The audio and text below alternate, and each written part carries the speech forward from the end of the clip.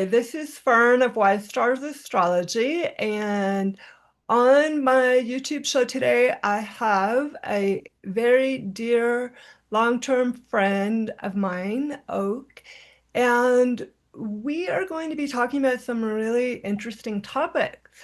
And they are all connected by a current astrological kind of wave that we're all collectively experiencing right now. And this is shaped by the forces of Pluto, which has moved into Aquarius not too long ago. And then the North Node moved into Aquarius a few days ago. So for the next 18 months, we're going to have the North Node in Aquarius, the South Node in Leo. And for the next 20 years, we're going to have Pluto in Aquarius. So we're going to be learning a lot about community. And part of how Oak and I know each other is through a magical community called Reclaiming. And we both got a lot of gifts from that community, but there's also a lot of shadow. And Pluto is the planet of the shadow. It's a planet of power, transformation, death, and rebirth. And I thought it would be a really interesting way to learn about this new Aquarian era, and Oak happens to be in Aquarius, by talking about some of our history with this magical community and how that relates to Pluto and Aquarius shadow and how we can evolve with community, which is part of the North Node and Aquarius story. So I thought we'd start, Oak, I'd love to hear your story of how you came to reclaiming, your history with reclaiming, and maybe a little bit about what reclaiming is, because a lot of my audience is more astrology, I think, than, the pagan magical community. So they may not be familiar with reclaiming. So maybe just start there. Perfect. Actually, as you were talking, I realized part of what brought me to reclaiming was a very Plutonian experience of I was in my early 20s and I had three deaths right in a row within 3 months of three of the most important people to me. So I ended up I've been a very political feminist, started rape crisis teams, shelter homes. I was part of that whole second wave of feminism. But here I had a spiritual crisis. I was dealing with death. And so I was living in the ocean, near the ocean, in a place called Cannon Beach, and I was starting to like heal, looking at the moon, dealing with the moons and the tides and connecting to nature. And being a feminist, Jesus, Buddha, no dude was going to do it. It was right then that feminist spirituality was kind of starting to blossom or be talked about. But I went into a bookstore in Portland, Oregon, and there were like three books, Moon, a book by Z Budapest, and then this book by Starhawk called The Spiral Dance. And I got that book and I read it and I was like, this is what I'm about, right? This is what's healing for me. This is witchcraft.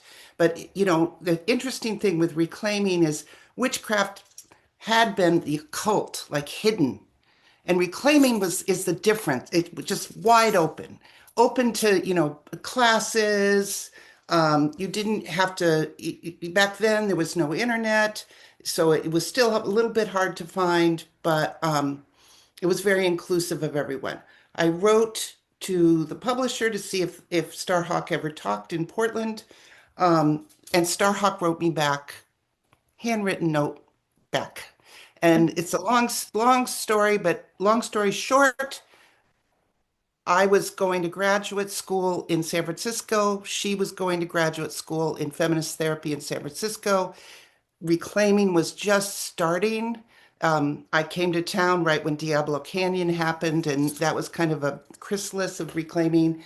And I jumped right in. Before you knew it, I was in two covens with Starhawk, a women's coven, Windhags, and a political coven called Matrix. Um, and it was an exciting, very exciting time. Um, we started to do classes, and we'd go out to the beach, and we'd be the only ones. Like for solstices, like 30 people.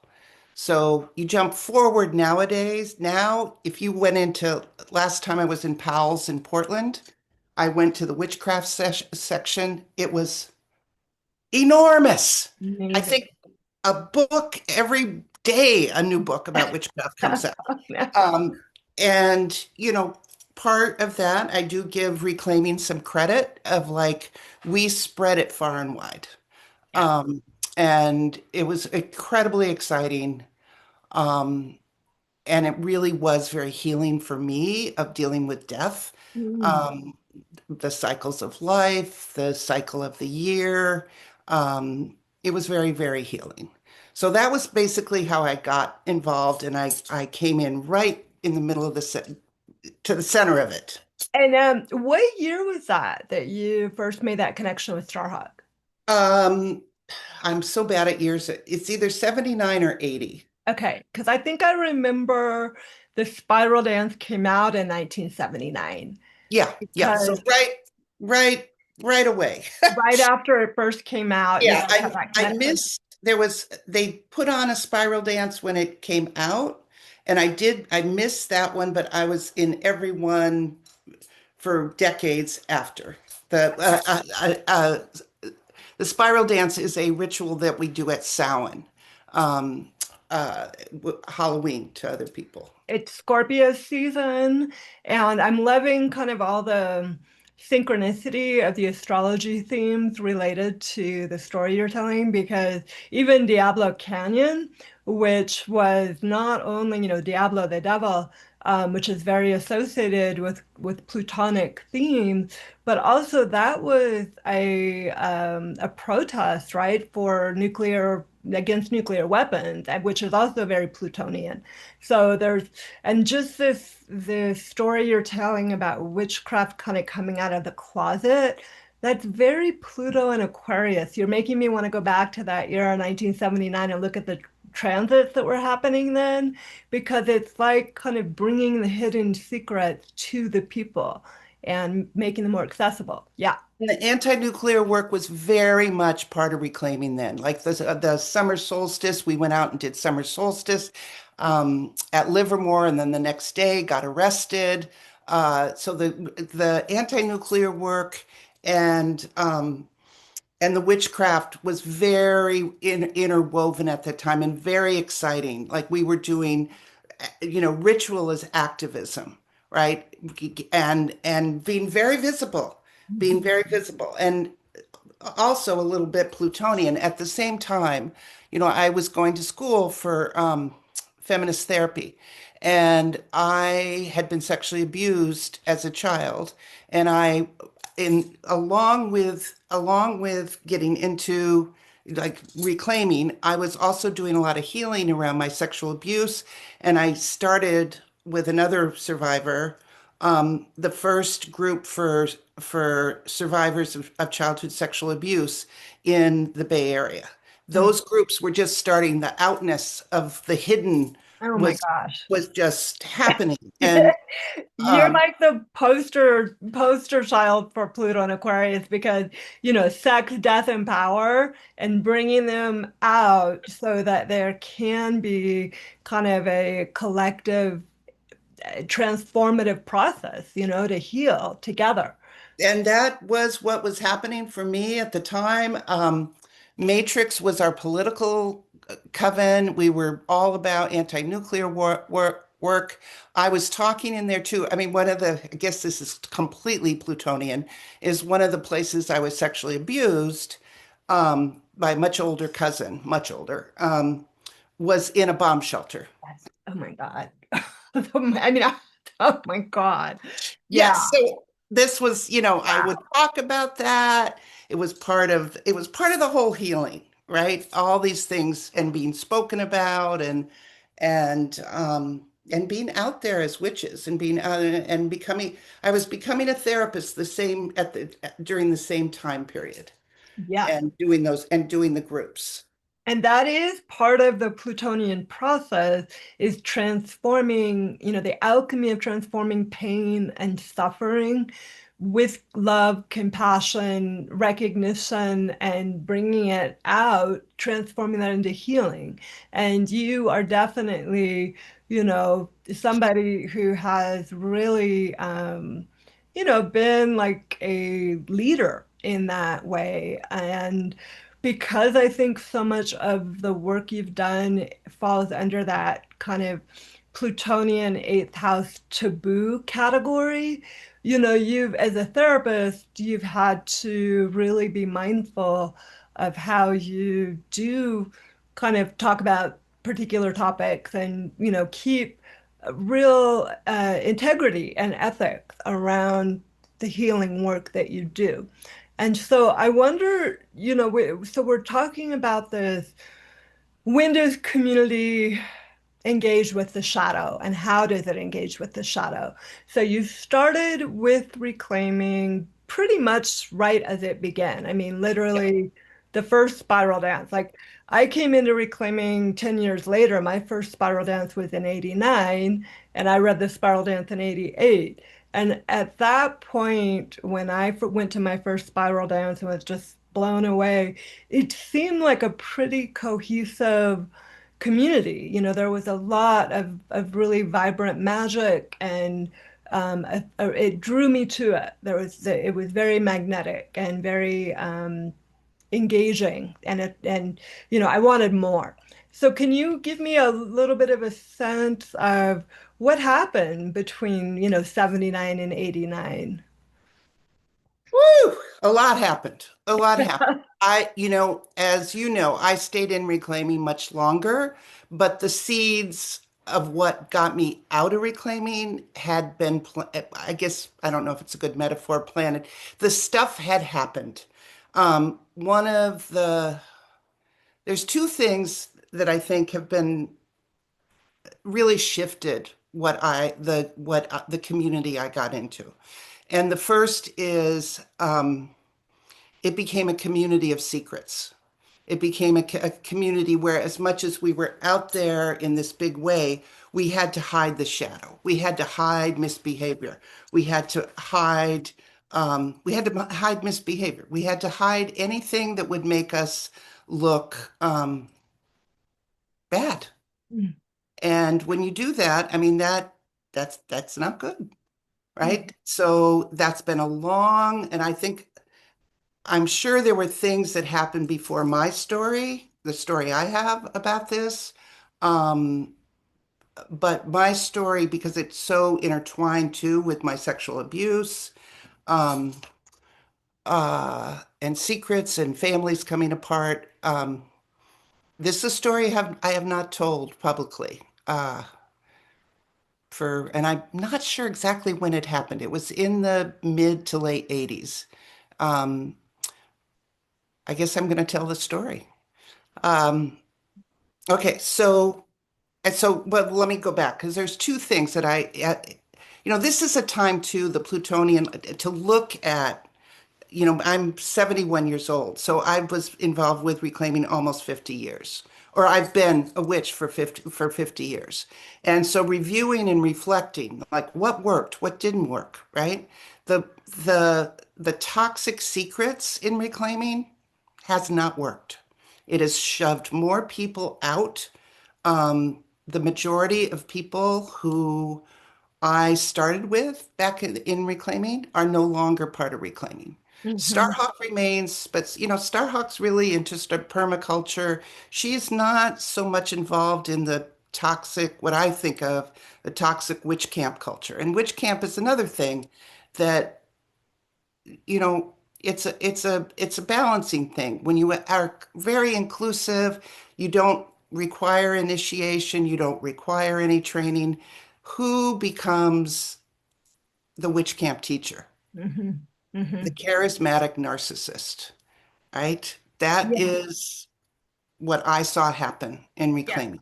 yeah. And it broke up communities and it's broken up community and shoved many people out. So that part, and then the plutonium, the secrets.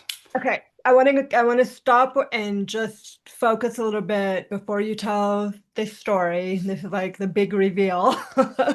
Um, but I would like you before you tell this toxic secret, I would like you to just speak a little bit about the difference between a good secret and a bad secret, because when we talk about the element of north, for example, in magic, one of the powers of the north and the tools of the north is silence and knowing how to keep a secret so that there's a certain power that can come, right? Um, No, it's from especially in the craft. Like there is in I am a reclaiming initiate and I'm a fairy initiate. And in the fairy tradition, there are secret names, Yeah. right? And that they hold power because they're because I prefer to think of them as private. Like I think there's something to Okay. privacy, right?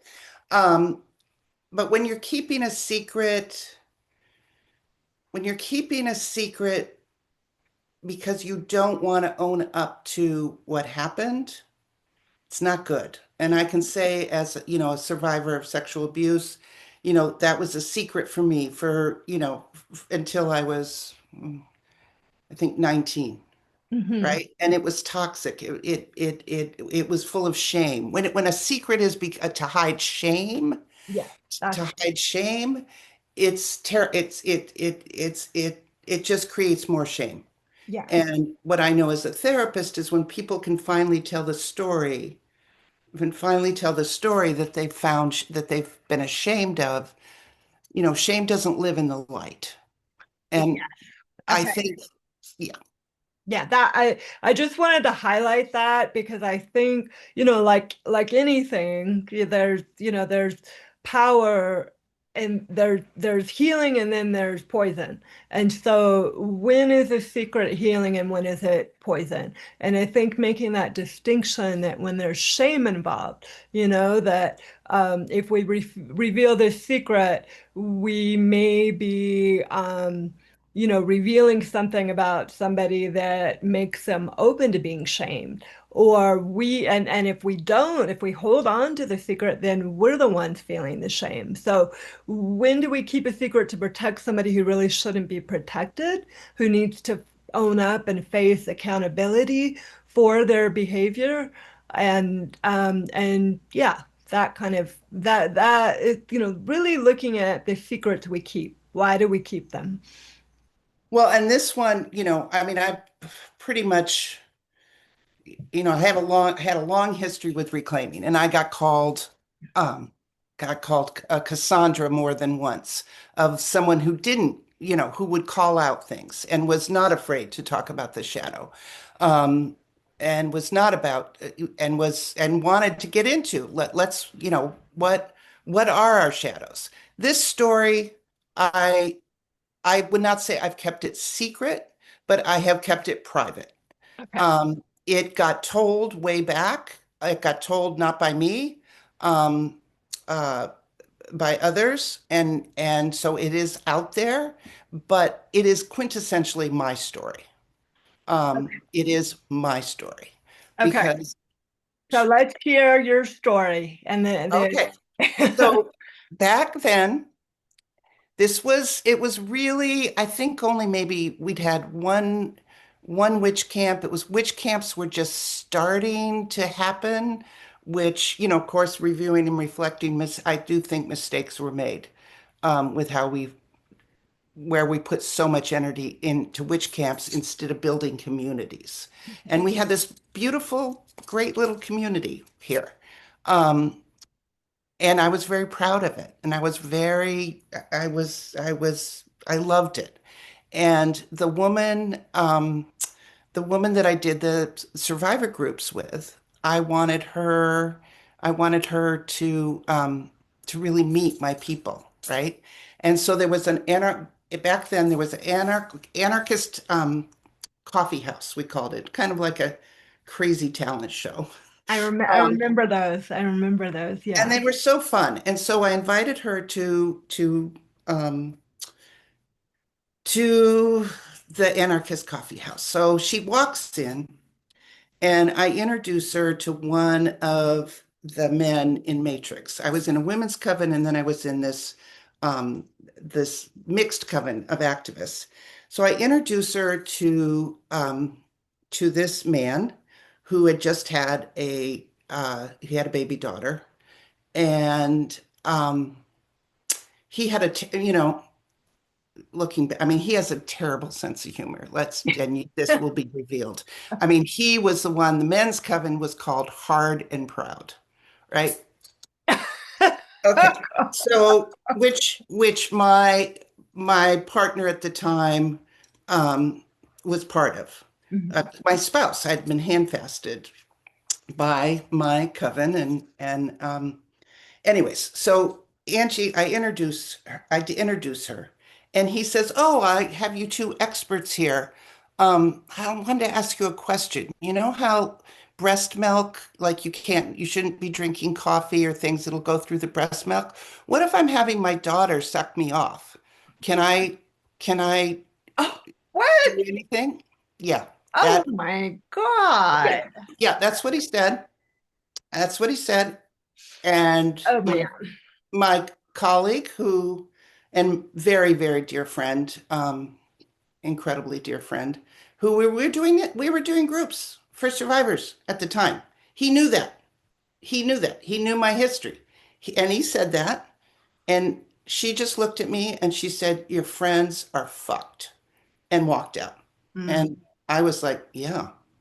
yeah. And I started crying and I got a ride home with someone in my coven and someone in my husband's coven, male. And I was crying and yelling in the car and just, I mean, completely, as we now say all the time, triggered, completely triggered. Right. So I go home. Mhm. I go home. Um, my husband hadn't been with me. I told him. He was absolutely upset. He was appalled. They had emergency hard and proud meeting. Oh God. He was upset. Oh There was another man, man in not the so hard group. and not so proud, Oh probably. my God, can you believe it? Uh, So anyway, so they met and they got in a big argument because the person who had been in the car with me was basically a gay man who it turned out had, a bad abuse history himself from his mother. So female mm, anger was something, yeah. not good. And Fern knows this about me. My Mars is in Aries. When I'm mad, I'm really mad.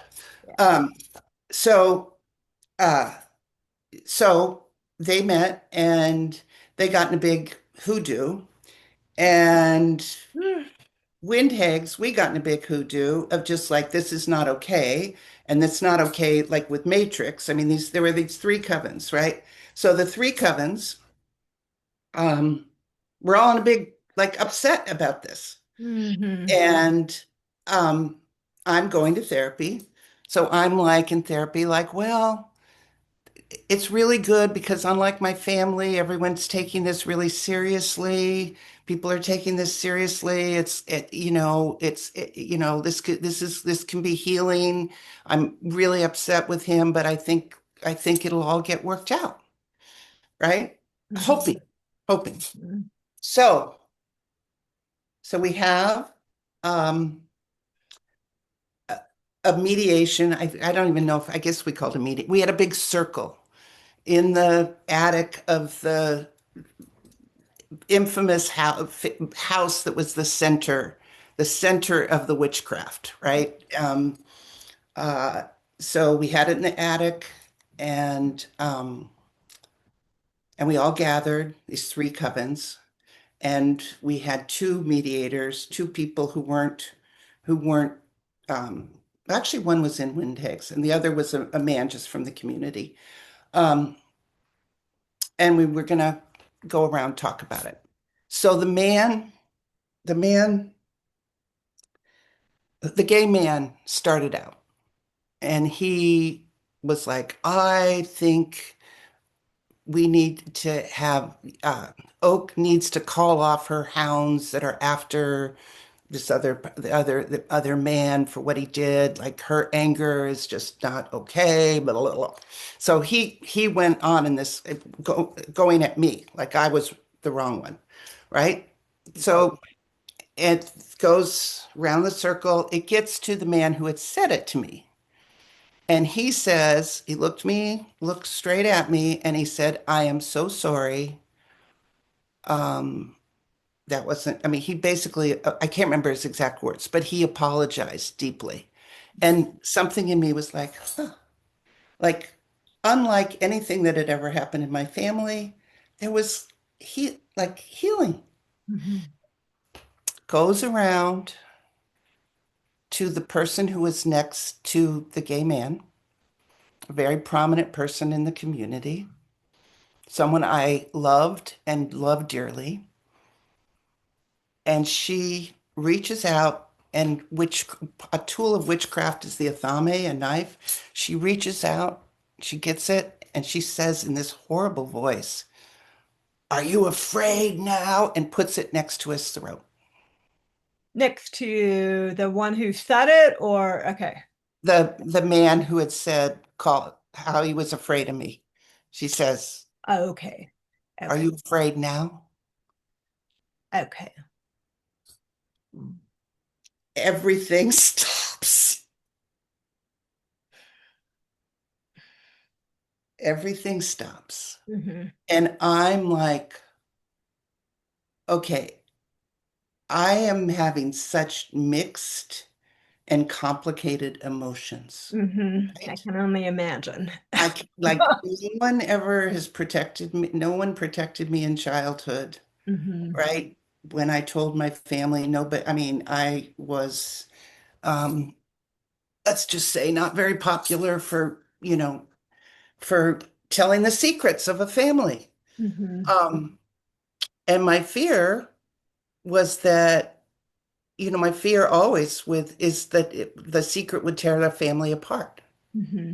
Well, the families got torn apart in that moment, right? Mm-hmm. The other woman in my coven said, "Put down the knife. Put down the knife." And she did.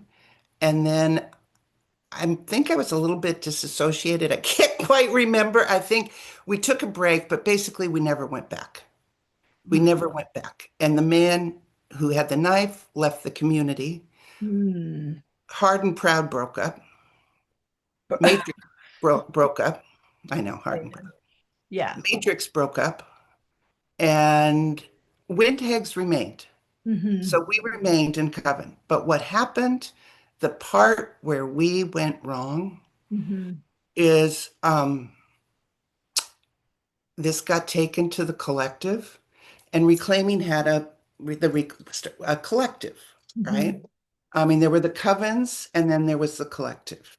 It got taken um, to the collective, and Just to explain that the collective was the broader kind of decision-making body that was yes, more yes, loosely connected than the individual yes. coven. Yes, it was more than a coven. It was like almost like representatives from covens and people who would work on like putting on like the spiral dance and made decisions about. Well, it's actually very funny. It was for years, for decades. There was always on the agenda, what is the future of reclaiming? It would be the last thing, and we never got to it. We never got to it. Which says something I about remember reclaiming too. that, It's like yeah. we were in the present. We were in the present. So Nothing. okay, so it got taken back to the It collective got taken back to the and collective. We got taken back to the collective, and they all agreed to keep it secret. And a trip was and what was the reasoning? Why what was the that reason? because witch camps were just starting. Um, there That was so this is bad PR? Is it bad PR. This is like, we don't want this secret out. There was Starhawk was putting out another book. There was a lot at that point of like, we want to expand, right? We wanted to be more than the little community. We wanted to do, no, I shouldn't use we because I actually was never for this, but I like the little community.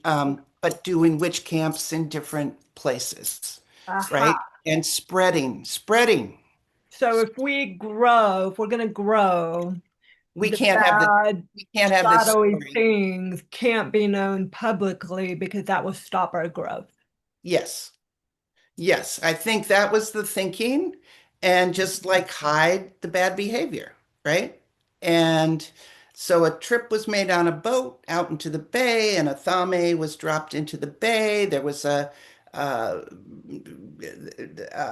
woman who pulled the knife was told she couldn't have an athame again, which I think Oh, was very bad advice because an athame is about boundaries and decisions. And, that was not advice I'd given. And I was kind of like, I was, I was fucked up.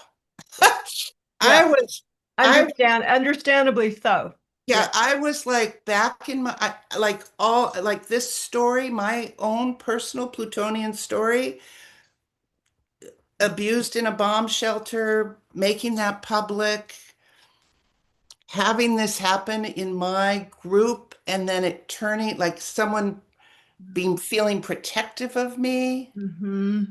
Mm-hmm. But but that I didn't need the protection because I was already like I was good. yeah, and kind of over the top protection, like maybe more than was needed, and then the cover up, the great But cover up. more than was needed, more than Yeah. was needed, not needed at all, in fact, Yes. right? Not needed at all. And then the cover up and the secrecy and yeah. And Okay. I spent a lot of hours in therapy about this.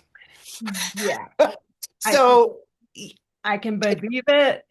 And one thing that I think we'll probably talk about when we meet again and kind of go further with this conversation is how this pattern continue to replicate through, and I believe probably continues still to replicate through the ongoing incarnations of reclaiming. oh, absolutely, absolutely. It just carried on, and I will tell the kind of the end part of the secret story. Hmm. Um, so years later, I got called by two people who also were part of the collective, no longer part of Reclaiming, either one of them, of course, and asked if it was, they were kind of asking my opinion or my blessing. I'm actually not quite sure. I was so shocked by the whole thing. They asked if I was okay with them writing the woman who'd done it and saying that they weren't going to keep the secret anymore. Oh, And wow. I started crying. I was, as they say, triggered. I just started crying. I'm like, yeah, yeah. Hmm. I like, sure, I mean, I I had a column for years, and I would never have told that story because it's been too complicated and charged. Hmm. It's really interesting for me to tell it now. I have no charge about it anymore. Hmm. Um, but I still did then, right? And I said, yeah, fine, do it. They did it. And then, and I can't remember I don't even remember. I wasn't talking, she didn't talk to me. I wasn't really part of that, right? They wrote it and didn't have to do with me.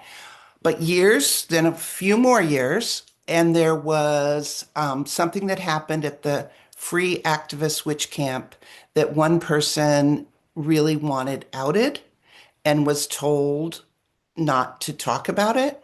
Hmm.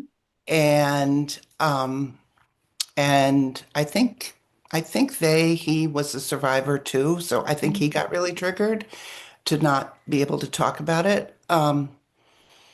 Uh, and one of the women who had said wasn't going to keep a secret, told him um, the secret. Hmm. And then he said something about, I can't remember where he said something to maybe to the woman who did it. And long story short, she called me and asked me want to do a mediation with me. And I was like, about what? Because we hadn't even, she said, I can't tell you until we have the mediation. I was like, and all the people, all my advisors and good friends said, don't do it. Why would you do a mediation when you don't even know what it's about? And I'm like too effing curious, right? Yeah. So I went to the mediation and there was a professional mediator there. And the first thing was that she wanted me to swear not to talk about anything that we talked about. Hmm. I'm like, no, You didn't I'm a even know what you were therapist. going to talk I about. don't know what we're going to talk about. Let's be I don't fair. know what we're going to talk about. Why? And I can swear that I'm not going to cause drama around it. I'm not going to write about it. I'm not going to in any way trash you. My intention is to mediate this. I'm a therapist. I know I keep confidentiality. You know, the mediator needs to keep confidentiality, but we don't. Yeah. We don't. It went on for quite a long time. And finally, the mediator was basically like, you're not going to get anywhere unless you just tell her. And they told me that they were really upset with me that I had told the knife story to this person who was upset about this other secret. And I just started laughing. I'm like, I didn't do that. Hmm. That was this other person who's been telling anyone who will listen about that story for years, right? The other person was very big in the wider pagan world, and she definitely told that story to people, and she told it to him. And I said, I gave her my advice. I think you keeping the secret, I think you should write about it and what you learned. Hmm. And I don't think it's good for you that you've kept this secret, and it certainly has not been good for me. Yeah. Yeah. And so that was I mean, and also too, I thought it was kind of hilarious. It's like the whole thing, the keeping the secret, like Yeah. it's still really Yeah. Well, and the, that gets into, I think, questions around leadership and, when do leaders take responsibility for the mistakes that they make? When do they show accountability? And, I'm a human being. I make mistakes too. I'm gonna own up to it and humble myself and, take whatever repercussions or consequences I should take, like any other human being. So I think that's and just to bring this back around, and we're going to continue with this conversation and kind of move through some other chapters of, reclaiming history and collective shadows. But bringing this back around, I think that we are going to continue to see in this era of Pluto in Aquarius, North Node in Aquarius, South Node in Leo, a changing of the guard in relation to leadership. What makes a good leader? These are some of the questions we're going to be looking at. How can we lead together so it's not just one charismatic, face that we see and we put on a pedestal and expect them to be like a god or a goddess, not fully human. So keeping people to these human standards, that's a relationship between leader and follower. So we'll get into all of that and more, but thank you for sharing that story and your story with this history and taking some time to talk to me today. And I will look forward to the next time we meet and share more juicy history. okay, thank you so much. It's great to actually tell it. Yeah, yeah. Yeah.